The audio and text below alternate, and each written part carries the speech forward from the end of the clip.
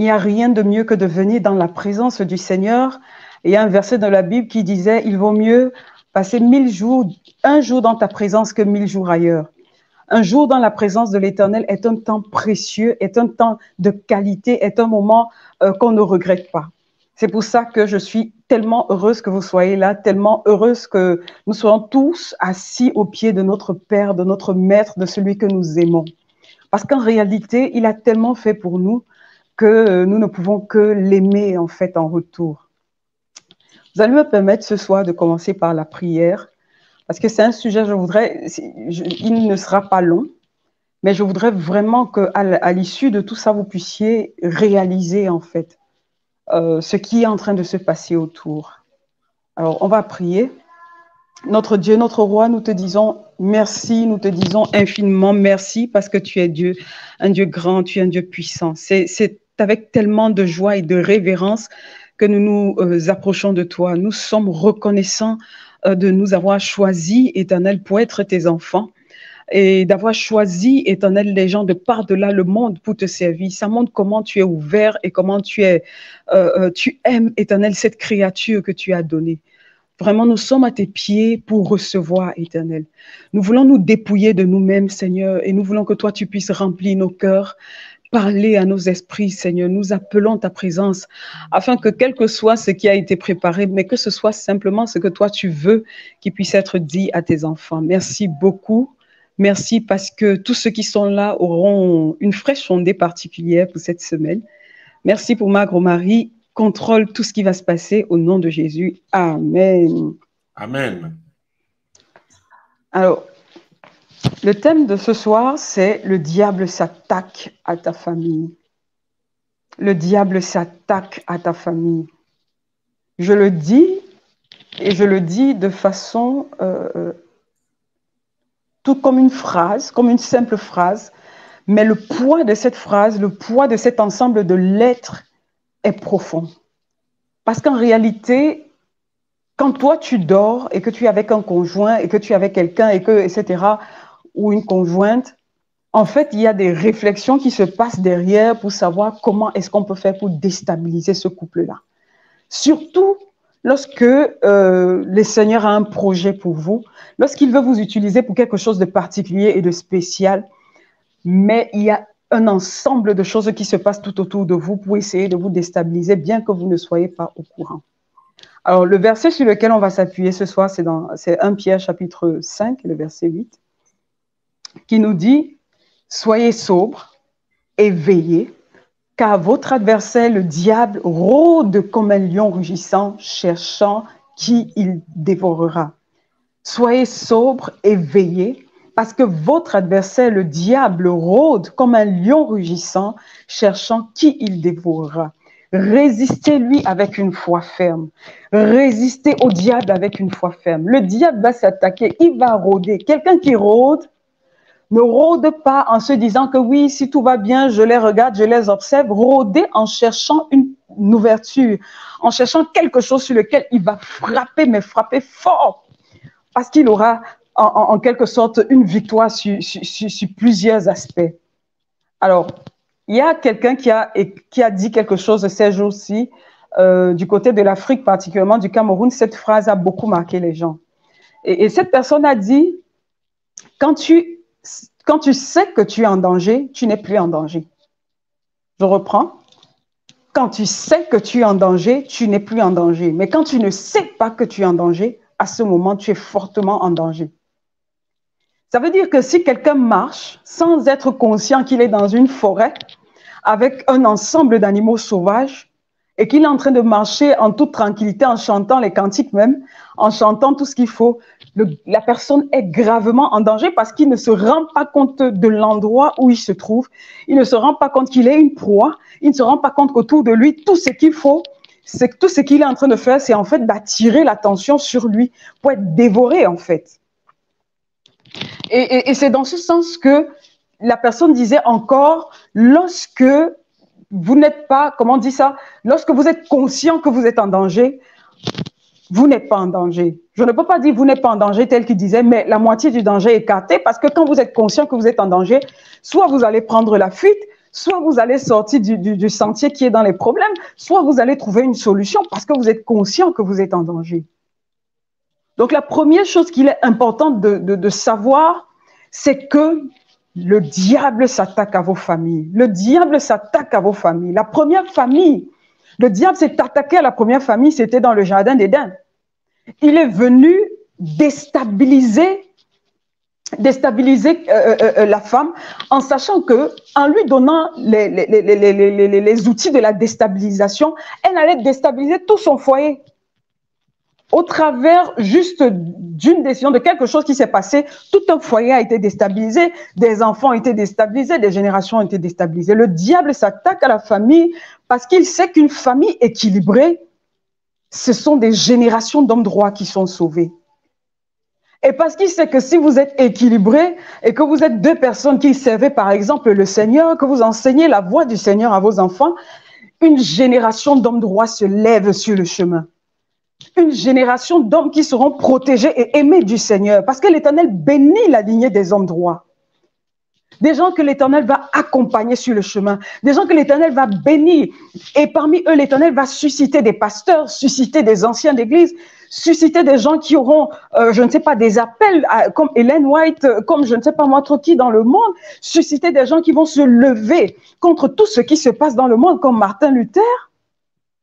Le diable est conscient que quand vous avez un équilibre familial, quand vous êtes à deux équilibrés, avec des enfants équilibrés, vous êtes en train de bâtir une génération d'hommes droits. Et Ellen White dit souvent que le meilleur champ d'évangélisation pour la femme d'ailleurs, pour la femme dans certains contextes, ce sont ses enfants. Parce que si tu réussis à amener tes enfants à Christ, à amener tes enfants à ouvrir leur cœur au Seigneur. Tu sais pas, tu as gagné des familles entières. Ils se marieront, ils auront des enfants qui auront des enfants. Tu as une génération d'hommes droits qui est devant toi parce que tu as été comme il fallait, parce que ton mari et toi, ta femme et toi, vous avez fait tout ce qu'il fallait. Et à partir de là, vous avez une génération d'hommes droits. Et même s'il arrivait à quelqu'un de se détourner, vos prières allaient le ramener. Et même s'il se détournait à un moment, il se rappellera de ce que vous avez enseigné tel que le dit la parole. Alors, il faut être conscient que le diable, non seulement, il est sensible au fait que vous êtes... Donc, si tu peux revenir juste la slide avant.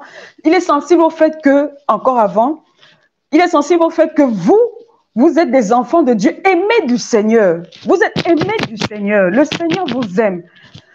C'est-à-dire que l'Éternel vous a fabriqué à son image. Le pauvre gars, lui, il est là, il est déjà déchu et il va tout faire pour entraîner les gens en masse. J'ai une histoire qui s'est passée ces temps-ci. Je vous assure, il y a des choses qui se passent autour de nous.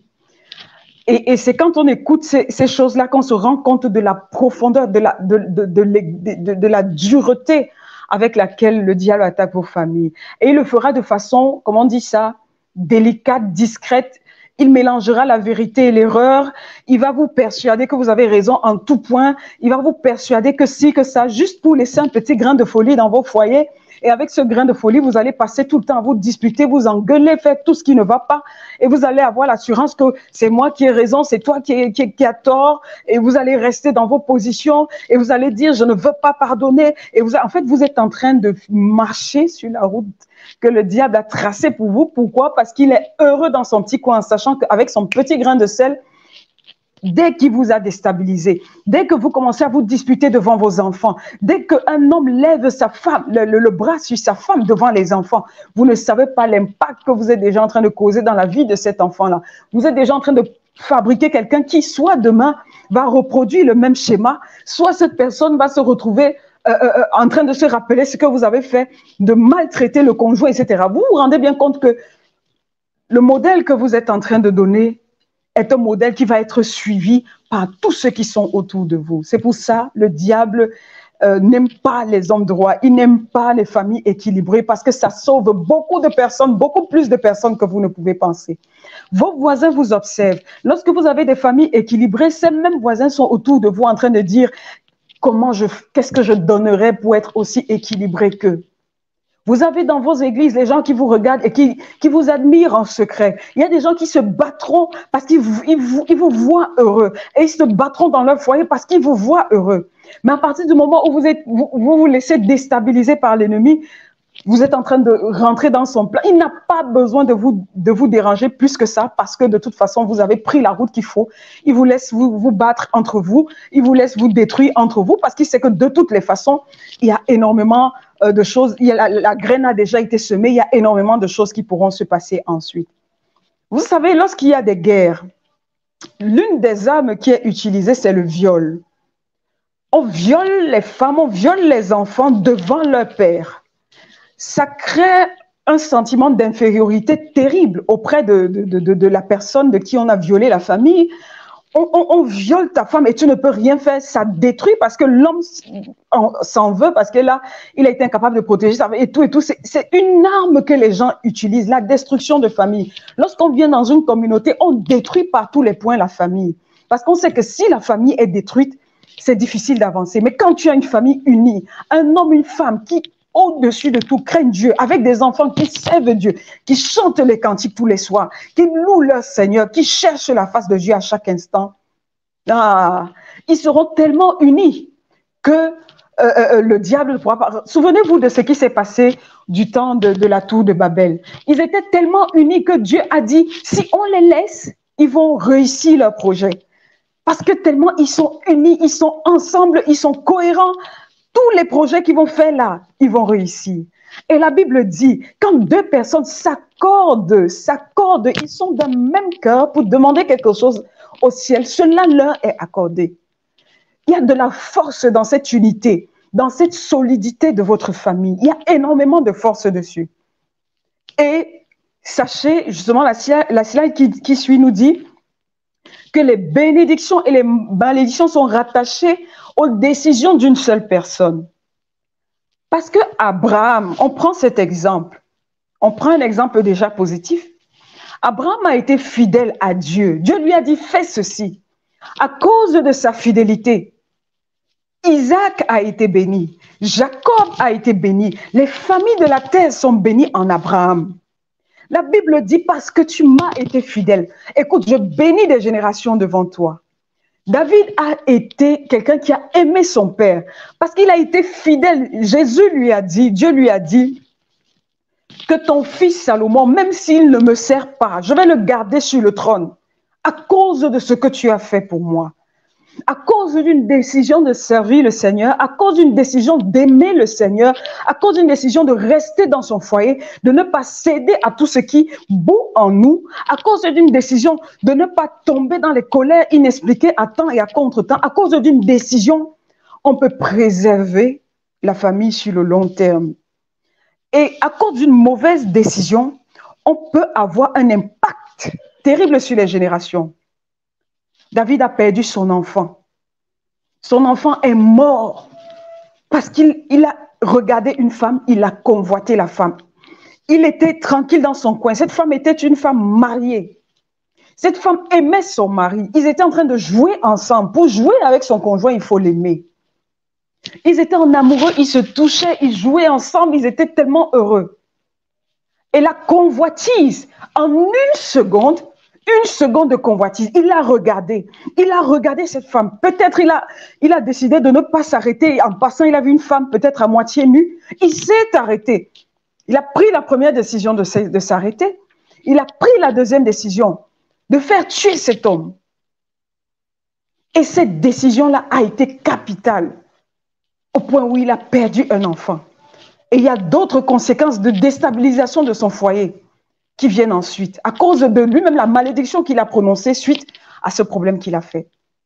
C'est très important d'être conscient que toi, chef de famille, l'homme, toi, la femme qui est la maîtresse de la maison, chaque décision que tu prends dans le foyer a des impacts générationnels. Ça a des impacts terribles sur ta vie et la vie du foyer. N'oubliez pas pourquoi on est ici-bas. Nous sommes ici-bas parce que nous sommes là pour servir, nous sommes un sacerdoce royal, pour montrer au monde entier que servir le Seigneur, c'est possible et c'est bien et c'est agréable de l'aimer. nous pouvons vivre en Christ et être heureux. En tout cas, moi, je suis très heureuse. J'espère que quelqu'un de vous peut me dire aussi en commentaire, je suis heureux. L'Éternel veut notre bonheur. L'Éternel veut notre joie. Et chaque décision qu'on prend est une décision capitale dans le conflit qui se passe entre le diable et Dieu. Enfin, quand je dis Dieu et le diable, je dis souvent que Dieu ne combat pas le diable. Ce sont les anges qui ont combattu le diable. Mais il y a un conflit cosmique qui se passe. Et ce conflit cosmique est de telle sorte que chaque décision que vous êtes en train de prendre entraîne des acclamations soit d'un côté, soit de l'autre.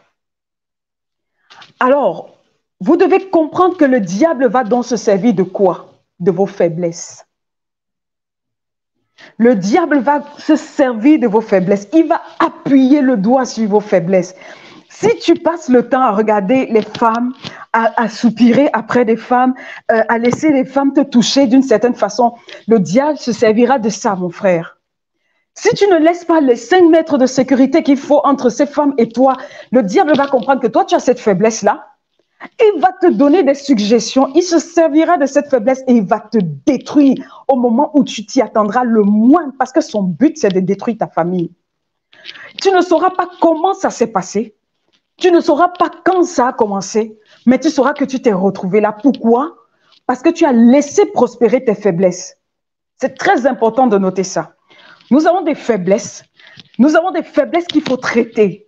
Nous avons des faiblesses dans nos cœurs qu'il faut amener devant le trône de Christ. Parce que si tu laisses prospérer ces faiblesses-là, cette petite faiblesse au mensonge qui va t'entraîner à un mensonge après l'autre, et un jour, avant que tu ne réalises, tu seras de l'autre côté. Ces faiblesses qu'on entretient, et ces faiblesses qui peuvent être capitales pour ton foyer.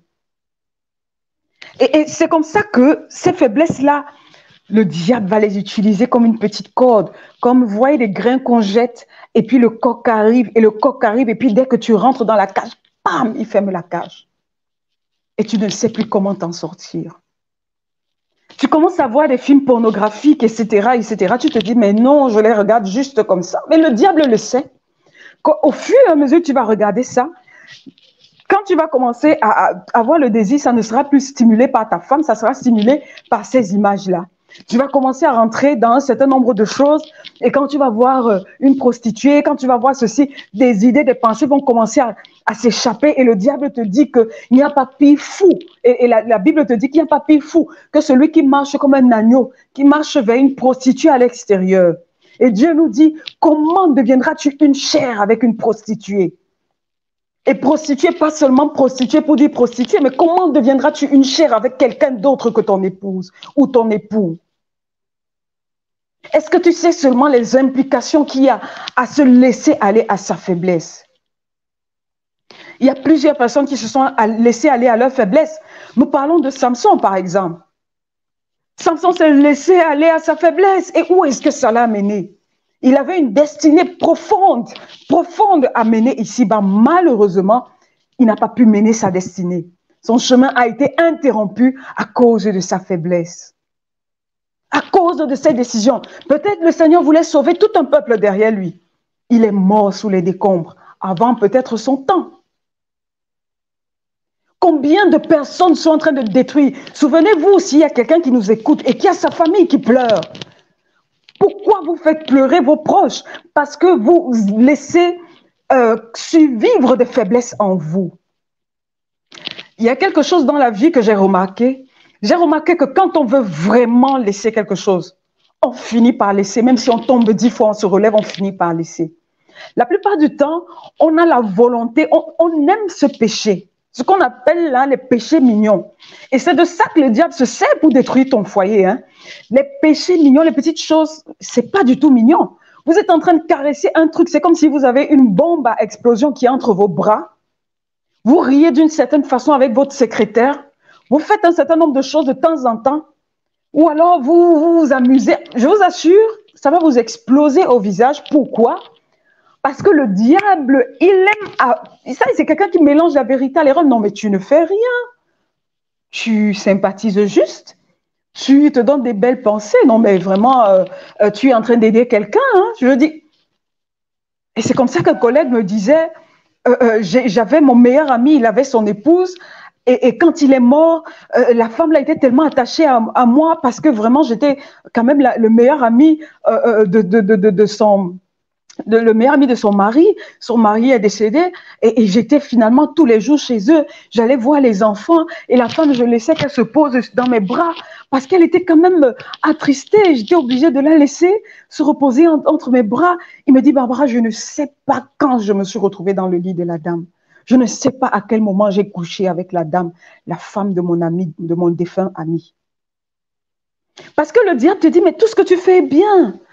Pas besoin de prudence. Pas besoin de ceci. Vas-y, vas-y. Il sait que toi, tu as une faiblesse à ce niveau-là. Et il t'encourage à y aller. Vas-y, vas-y, c'est pas grave. Vas-y, vas-y, vas-y. Et pam, tu tombes dans le péché. La Bible dit que le diable est là pour faire quoi? Il est là pour détruire, pour égorger, pour tuer. Il est là pour vous tuer. Il est là pour finir avec vous. Il ne veut pas que vous soyez heureux. Dieu dit que je suis là pour que mes brebis soient libres et qu'elles aient la liberté. Je suis là pour que mes brebis soient heureuses, bien-aimées. Je souhaite que tu sois heureux, tu prospères à tous égards. Et le diable, il est là pour te détruire. Alors, il se servira de ta faiblesse. Et il est très moqueur. Parce que croyez-moi, je vais vous dire quelque chose. Quand le diable vous met comme ça, il va vous faire venir un frère d'église, un ami, un parent qui va vous voir dans une situation indélicate. Pourquoi? Parce qu'il aime se moquer de l'homme. Regardez comment, quand un homme perd la raison, parfois il a tendance à se déshabiller. Parce qu'il aime avoir la personne humiliée. La personne pour qui le Christ est mort. Il dit, regarde, toi, c'est les gens pour qui tu es mort, etc. Et tu t'humilies au plus haut point. Les gens se moquent de toi parce qu'on te retrouve dans une situation inconfortable et qu'on te dit, écoute, c'est toi qui es l'ancien d'église, c'est toi qui es ceci. Pourquoi? Parce que tu as laissé prospérer une faiblesse. Veillez à ne jamais être le canal que le diable utilisera pour déstabiliser et pour détruire votre famille et votre destinée. Vous ne devez jamais laisser le bateau tomber de votre côté. Le diable est très rusé, il est méchant, il est sournois. Il va vous exposer, il va vous ridiculiser au fur et à mesure que vous allez marcher dans son plan de laisser prospérer vos faiblesses. Sachez qu'il rigole de toutes vos faiblesses. Il rigole de tous vos échecs. Il se moque du Père. Et parce que vous êtes l'enfant de Dieu, vous devez savoir, non, tu peux mettre que faire alors. Vous devez savoir que le diable se moque de Dieu à cause de vous. Souvenez-vous comment pour Job il est allé voir Jésus, Dieu c'est presque, il dit, est-ce que tu as vu mon serviteur Job? Est-ce qu'il peut dire, est-ce que tu as vu ma servante telle ou telle, Sarah, Sandrine? Est-ce que tu as vu mon serviteur Pascal? Est-ce que tu as vu Emmanuel? Est-ce que tu as vu John? Est-ce que tu as vu Jean? Est-ce que tu as vu la belle Cybèle en train de travailler à mon... Hein? Et de la même façon, le diable, il rit là quand vous tombez. Donc, vous devez savoir que vous ne devez pas être le canal par lequel le diable passe. La terre a commencé par une cellule familiale. Donc, Dieu aime la famille. Dieu aime profondément la famille. Dieu a créé Adam et Ève, il leur a donné des enfants. Il est sensible à ça. Le premier miracle de Jésus, c'était pour une famille. L'Éternel aime profondément la famille. Vous voyez? Et quand il parle de la famille, il dit, mes frères, ce sont ceux qui font la volonté de mon Père. Il s'attache à la famille. La famille, c'est quelque chose de précieux pour le Seigneur. Par un frère, le désordre, par exemple, par Caïn, le désordre est entré. Par un oncle, par une tante qu'on laisse trop présent dans sa famille. On laisse entrer quelqu'un de façon trop proche. C'est pas tout le monde qui doit être proche de votre foyer. C'est pas tout le monde qui doit rentrer dans les 5,50 m de votre foyer. Vous devez faire attention. Quand Jésus-Christ a choisi les 3 personnes qui étaient proches de lui, l'un était tellement attaché à lui qui s'appelle Jean, qui dormait sur son épaule. Je peux vous dire que Jacques était le frère de Jésus. Il a choisi des gens. Pierre était d'une fidélité incroyable. Il est tombé, mais il était fidèle au Seigneur. On ne choisit pas n'importe qui pour entrer dans son foyer. Parce que vous ne savez pas qui le diable utilisera comme agent de déstabilisation. Sans rentrer dans une espèce de paranoïa, mais il faut faire attention. Il faut rester prudent en se disant que je vis ma vie, mais je suis conscient que le danger existe. Qu'il y a des gens qui seront peut-être là en train d'envier mon foyer. Qui sont des gens qui seront peut-être là en train de m'encourager. Allez, divorce, allez, fais ceci, allez, fais ceci. La personne n'est pas... Simplement parce que vous voir heureux, ça embête la personne. Et c'est, comment on dit ça, tout ce qui bout dans la personne qui parlera en vous donnant le mauvais conseil. Vous avez une personne. Ce que le Seigneur attend, c'est que vous vous battiez pour votre foyer. Vous devez vous battre pour votre foyer. Il y a des accès qu'on donne au diable dans le foyer. Ça peut être la sexualité. Quand vous ouvrez la porte, il y a une jeune fille qui... vous savez, les délivrances existent. Même dans la Bible, on parle des personnes qui ont été possédées. Il y a une jeune fille qui a été possédée et lorsqu'on faisait sa délivrance, j'étais là. Elle disait, on était dans ce couple-là et on faisait tout pour qu'ils se disputent le soir parce que tant qu'ils étaient en harmonie le soir, personne, aucune activité spirituelle ne pouvait, et qui ne vient pas de Dieu ne pouvait se passer chez eux. Quand ils priaient ensemble, ils louaient ensemble, ils se couchaient dans la paix et dans la présence de Dieu. Rien, aucun diable de l'enfer, aucun démon ne pouvait s'approcher de cette maison. Mais quand ils commençaient à s'engueuler, se disputer, dormir avec la colère, entretenir des choses terribles dans leur cœur, entretenir des choses. Parce que la colère, la Bible dit, ne donnez pas accès au diable quand il parle de la colère. Parce que c'est quelque chose, vous ouvrez la colère, vous dormez, vous énervez, c'est une porte, c'est un champ, c'est comme les microbes, les asticots se nourrissent là où il y a des ordures. Le diable aime avoir des endroits où vous êtes remplis de rancœur, de colère, de ceci, à longueur de temps, à longueur de journée, vous dormez comme ça. Il va rentrer dans votre foyer, mettre plein de zizanie et bousiller votre foyer. La sexualité, la colère qui ne s'arrête jamais là. La Bible dit, quand vous êtes en colère, ne péchez point et que la nuit ne tombe pas sur votre colère. Donc, comment on dit ça? L'amertume de l'âme, ne laissez pas ces choses dans vos cœurs. Les complaisances, vous commencez à être trop proche, vous touchez souvent telle personne, vous êtes trop... Non, non, non, non, non, non, non. Vous devez respecter la personne que vous êtes. Et après, l'inversion des rôles dans le couple. Vous savez, de nos jours, c'est vrai que le Seigneur a dit à la femme d'être soumise, Dieu a dit à l'homme d'être le chef de famille, mais c'est comme une équipe de football. C'est-à-dire que vous avez une équipe de football, et dans l'équipe de football, l'homme est le capitaine, mais l'équipe entière joue. Ça veut dire qu'il est le capitaine, mais il joue à un poste. Et la femme, elle n'est pas capitaine, mais elle joue à un poste. Chacun son rôle. Chacun son rôle. Et le capitaine, si tu te mets en capitaine et tu dis que bon, parce que je suis le capitaine, je suis l'entraîneur, je suis ceci. Non, mais c'est que tu n'as pas compris. C'est juste qu'il faut mener ton équipe à la victoire en regardant si tout se passe bien, en regardant s'il faut replacer quelque chose, en regardant, etc. Et la femme, toi, tu as un rôle incroyable de soutien de l'homme. C'est le ministre de l'Intérieur. C'est elle qui soutient l'homme, c'est elle qui est là présente pour les enfants pour la plupart du temps. C'est elle qui va être, je ne sais pas, le soutien de ce monsieur pour qu'il puisse atteindre la destinée. Et ce monsieur va permettre que la meilleure version de sa femme puisse éclore. Vous n'êtes pas des opposants. Vous êtes ensemble pour aller quelque part vers une destinée. Alors, si vous vous regardez, vous passez le temps à vous engueuler parce que vous vous regardez, en vous regardant, vous voyez tous vos défauts chacun, c'est que vous n'allez jamais y arriver. Pour y arriver, il faut qu'ensemble, vous décolliez vos yeux de vous-même et que vous posiez vos yeux vers votre objectif. Votre objectif, c'est avoir le meilleur foyer du monde. Et vous devez vous le répéter à chaque fois. Les autres foyers sont bien souvent parce qu'ils l'arrosent. Le gazon est vert quelque part parce qu'il l'arrose. Vous devez être déterminé parce que le Seigneur veut que vous soyez heureux. Parce que quand Dieu dit a créé le foyer, il dit que tout ce qu'il a créé était bon. Ce n'est pas pour que vous soyez malheureux dans le foyer. Il y a quelques petites choses qu'il faut faire de toutes les façons. Déjà, je voudrais dire, la première chose qu'il faut faire, c'est, premièrement, il faut être vigilant. Il faut être vigilant et avoir du discernement. Le diable voit avant, il voit avant. Regardez, souvenez-vous de Jésus. Il a commencé à tuer avant. Il a commencé à essayer de tuer tous les enfants qui étaient autour de Jésus-Christ lorsqu'il était encore dans le ventre. Souvenez-vous de Moïse. Pareillement, Moïse, il a tué tout ce qui était autour de lui parce qu'il voyait. Il voyait bien qu'il y avait un plan derrière la vie de telle personne.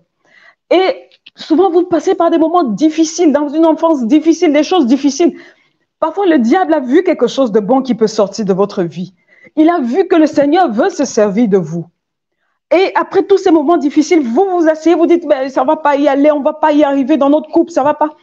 Le diable sait que quand vous allez être ensemble dans votre couple, là, quand vous allez arrêter de chercher qui a raison et qui a tort, et que vous allez commencer à communiquer sainement, les choses vont changer. Hein? Quand vous allez apprendre à vous écouter l'un et l'autre, beaucoup de choses vont changer. Écouter pour comprendre ce que l'autre a à dire, pour comprendre ce qu'il ressent et non écouter pour répondre. Hein? Écouter le ressenti de l'autre, avoir de l'empathie pour son conjoint. Ce sont des choses qui sont importantes. Donc, la première chose, il faut être vigilant. Lorsque vous commencez à avoir des disputes sans intérêt, pour un verre, pour un plat, pour un ceci, vous êtes ensemble, vous avez prié pour être ensemble. L'Éternel a permis que vous soyez ensemble. Vous êtes bien, vous n'avez pas de problème. Après un moment, vous commencez à vous disputer pour tout et rien. Tout et rien. Tout, c'est-à-dire que vous ne comprenez pas. À un moment, parfois, vous vous mettez ensemble et vous vous dites, mais qu'est-ce qui ne va pas, chérie? Pourquoi on se dispute? Mais ce n'est qu'un plat.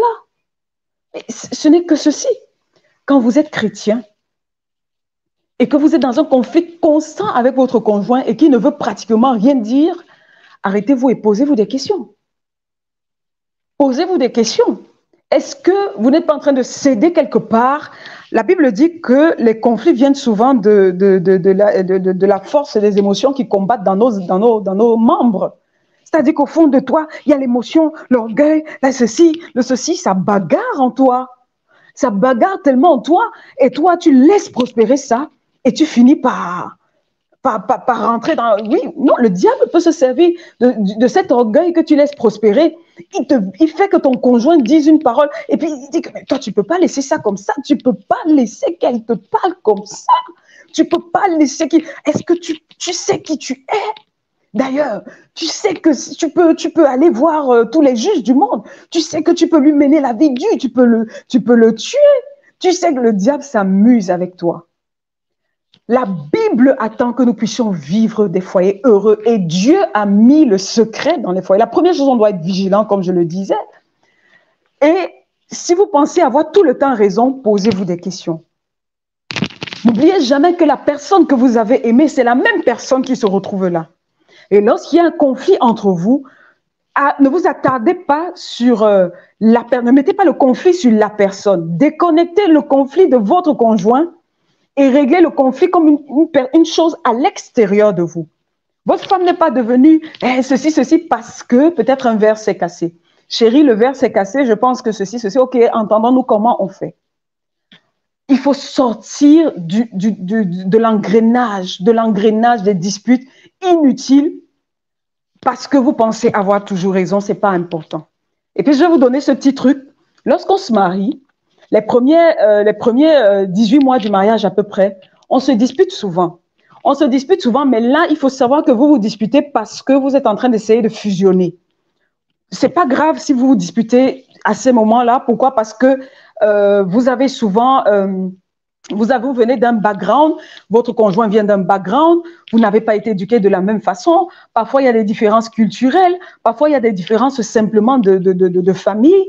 Et moi, chez moi, on éteignait la lumière. Chez toi, on allume la lumière pour dormir. Chez moi, on faisait ceci. Souvent, ce sont des petites disputes pendant les 2 premières années qui font qu'on réussit à comprendre le fonctionnement de l'autre. On se dispute un peu parce qu'on estime que c'est tel que j'ai appris depuis ma naissance, c'est comme ça que ça doit être, et l'autre aussi le pense. Et du coup, on se dispute, on a des frottements. Si vous êtes dans les 2 premières années de mariage, il faut savoir que le mariage, vous devez faire des concessions. Faites des concessions l'un et l'autre pour pouvoir fusionner et créer quelque chose de neuf. À partir à peu près de 2 ans, ça passe mieux parce qu'on connaît déjà l'autre. On sait que non, lui se comporte comme ça, non, elle, c'est comme ça, etc. On avance plus facilement. Mais si en dehors de ça, vous passez le temps à vous disputer, à vous engueuler et que vous n'avez aucune raison normale, je veux dire qu'il n'y a rien allez-y dans la prière. Arrêtez-vous et dites-vous, chérie, je pense qu'il faut qu'on cherche la face de Dieu. Je pense qu'il faut qu'on cherche la face de Dieu. En cherchant la face de Dieu, vous allez éjecter le diable hors de votre maison. Et ça peut être que la porte d'ouverture, c'était des colères incessantes que vous ne confessiez pas, ou un adultère que vous êtes allé faire dehors. Ça peut être des films non adéquats que vous regardez, et des comportements malsains que vous avez dehors. N'ouvrez pas la porte au diable dans votre maison. Alors, demandez la lumière de Dieu sur la situation et soyez conscient que le danger peut être ailleurs. Ça peut ne pas être au milieu de vous. Il y a une autre chose qu'il faut faire. L'homme, il faut que vous sachiez que vous êtes sacrificateur, chef spirituel de votre foyer. Monsieur, tous les hommes qui nous écoutent, vous êtes les sacrificateurs de vos foyers. C'est-à-dire, vous devez couvrir votre famille aussi bien physiquement que spirituellement. Vous devez prier pour votre femme, prier pour vos enfants. C'est vrai que autant il y a un monde physique, qu'on se le dise ou pas, il y a un monde spirituel en réalité et qui a une grande influence parfois sur le physique. Mais la prière d'un homme, d'un chef de famille, d'un papa sur sa famille et sur ses enfants, ça a une force que vous ne pouvez pas imaginer. Les batailles gagnées dans le spirituel, dans la prière avec votre épouse, vos enfants, ces batailles-là, vous ne pouvez pas imaginer, ça va se manifester sur le plan de la vie de tous les jours avec vous allez voir vous prospérer, vous ne savez pas pourquoi, les choses marchent, vos enfants sont intelligents, les choses marchent très bien. Souvent, ce sont ces batailles spirituelles que vous avez gagnées par la simple prière de famille. Imaginez-vous donc, vous, hommes, vous ne cherchez pas la face de Dieu. Vous ne vous connectez pas au Seigneur, alors que vous êtes censé être le sacrificateur de votre famille. Dieu dit à l'homme, aime ta femme comme Christ a aimé l'Église. Il s'est sacrifié pour elle. Il a tout donné pour elle. Christ a enseigné à l'Église les principes de Dieu. Christ a accompagné son Église, son épouse. Et Dieu veut que toi, tu sois le chef de ta famille. Peut-être c'est parce que justement, tu négliges les aspects spirituels dans ta vie que le diable est en train de s'amuser avec ton foyer. Qui va te sortir de situation si tu mets l'Éternel à l'extérieur de tout ça? Appelle le Seigneur, retrouve ta relation avec le Seigneur et joue ton rôle de sacrificateur et de chef spirituel de ta famille. Souvenez-vous de Job. Comment ça se passait avec Job?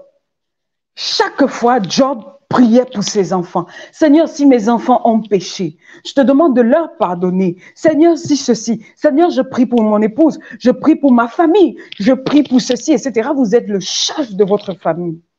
Les femmes sont plus à même à la prière, mais vous devez savoir que vous restez les chefs de votre famille. Chef physique, chef spirituel, vous êtes les pasteurs de vos maisons. Allez-y, jouez ce rôle. Jouez ce rôle. Il faut écrire, moi, je vais jouer mon rôle de chef de famille, de pasteur de mon foyer, de chef spirituel de ma famille. Je vais encadrer ma famille. Ensuite, vous devez savoir que même les prières que vous êtes en train de faire là, vous devez faire des prières stratégiques. C'est-à-dire qu'en début d'année, ne commencez pas l'année comme ça. N'entrez pas dans une année. Mais non. Amenez votre famille au pied du Maître. Priez ensemble pour commencer la nouvelle année. Recommandez chaque jour de cette année-là entre les mains de Dieu. Chaque mois de cette année. Ayez une vision. Quelles sont vos orientations pour votre famille? Je veux qu'on atteigne ça. Recommandez tout ça entre les mains de Dieu. Quand vous recommandez votre famille entre les mains de Dieu, il y a un certain nombre de choses qui n'arriveront jamais. Parce que le diable va rôder, mais chaque soir, au pied du Maître, ensemble en famille, vous êtes. Cherchez la face de Dieu et priez stratégiquement. Alors, je vais vous dire, il est important que vous sachiez également, il y a des choses qu'il faut que vous fassiez en tant que couple. Maintenant, tous les deux. Chaque fois que vous allez rater de montrer un amour, un enfant est équilibré quand? Parce que la famille, c'est aussi les enfants. Un enfant est équilibré lorsqu'il voit l'amour de ses parents. C'est-à-dire qu'il voit, il regarde ses parents, il voit l'amour. L'enfant est équilibré lorsqu'il reçoit l'amour de ses parents. Et l'enfant est équilibré lorsqu'il a un encadrement. Vous voyez ce que je dis? Il faut qu'il voit l'amour au travers de vous. Christ, notre référentiel, nous montre l'amour. Christ montre l'amour à sa fiancée, à son épouse, à son enfant. Il te dit quoi? Je t'aime d'un amour éternel, c'est pour ça que je te conserve ma bonté. Et vous devez donc comprendre qu'ensemble, vous devez également manifester cet amour chez vous. Manifester de l'amour. Ne vous disputez pas devant les enfants. Ne donnez pas accès au diable.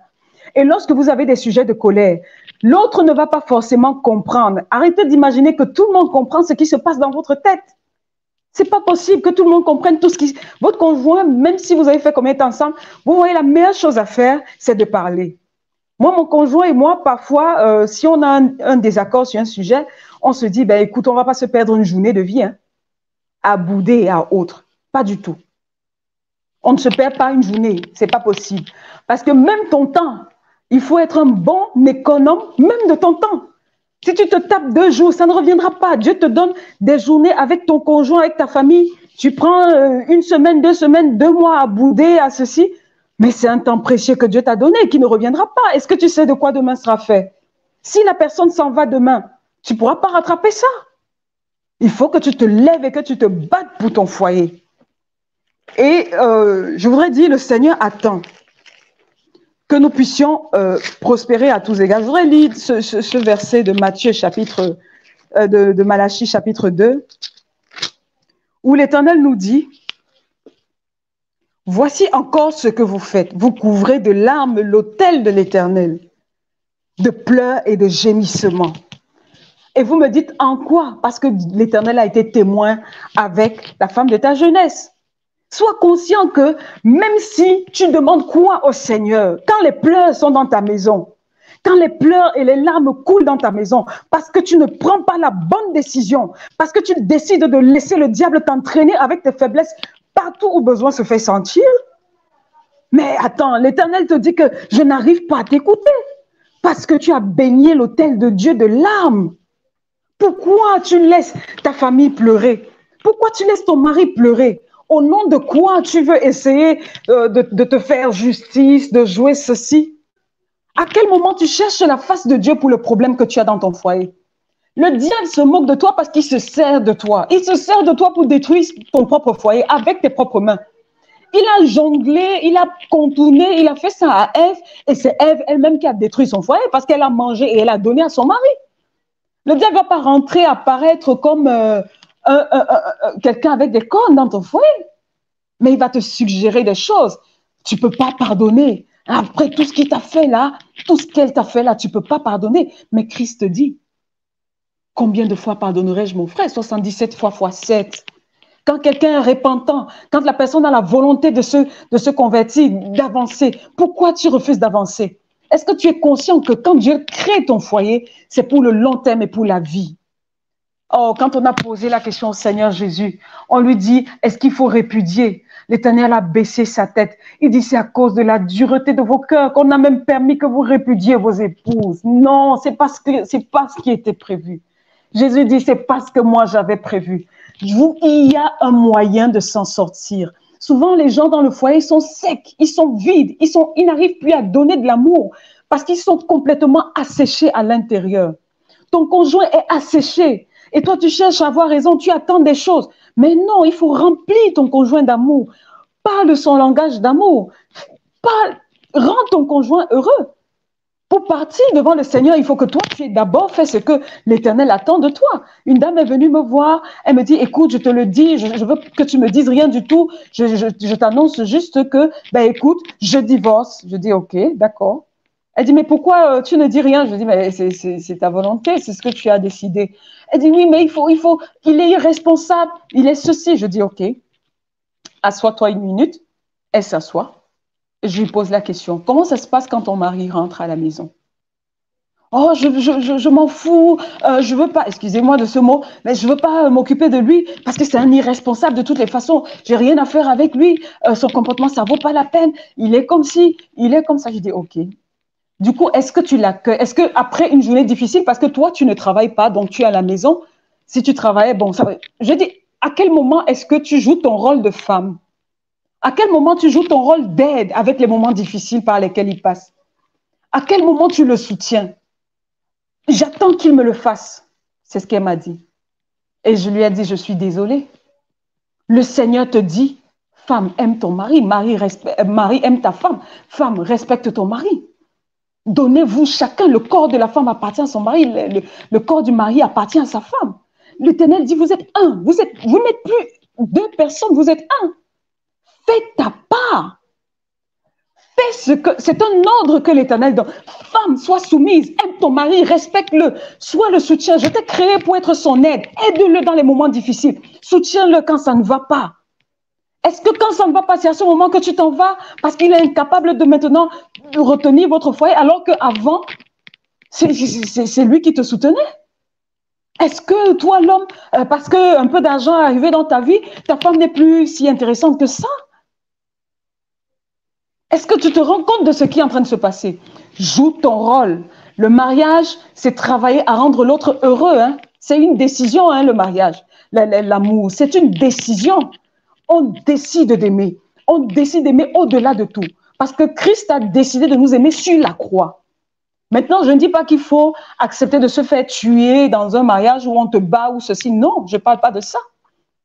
Mais tout ce qui est, je peux vous dire, la plupart du temps, quand il y a des mésententes, comment on dit ça, incompatibilité d'humeur, quand on regarde bien, parfois il y a beaucoup d'enfantillage là-dedans. Hein. Il y a des gens qui refusent de grandir, qui refusent de comprendre que l'autre, il faut s'asseoir, parler de façon adulte sur des sujets qui sont difficiles. Arrêtez de bouder, arrêtez de crier, arrêtez de faire toutes ces choses. Parlez-vous comme deux adultes responsables. Le Seigneur vous a fait confiance en vous donnant votre conjoint. Il vous fait confiance. Pourquoi vous voulez lui dire qu'il n'a pas été assez digne de confiance?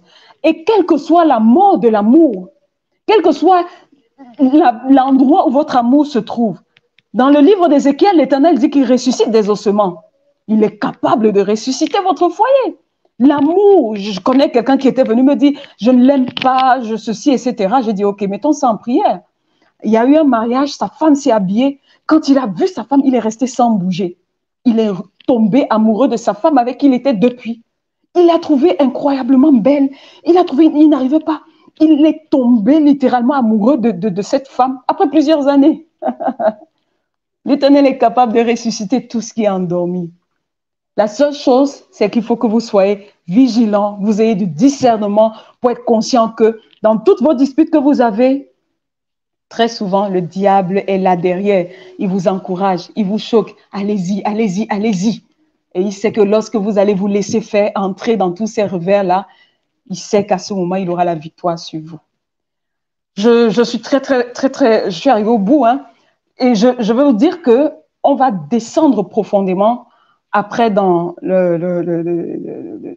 comment on dit ça, tout ce qui est infidélité, rapport sexuel. Vous allez comprendre. On va descendre dessus dans la semaine prochaine. Mais je peux vous dire, quand tu sais que tu es en danger, tu n'es plus en danger parce que tu sais que tu es en danger. Tu peux aller devant Dieu. Tu peux aller faire tout ce que tu fais. Tu peux rentrer quand tu sais que tu es en danger. Tu n'es plus en danger. Que Dieu vous bénisse. Merci d'avoir été là ce soir. Je suis à votre disposition pour toutes vos questions. Shalom. Voilà, frères et sœurs, nous avons écouté. Merci, Barbara, pour ton exposé.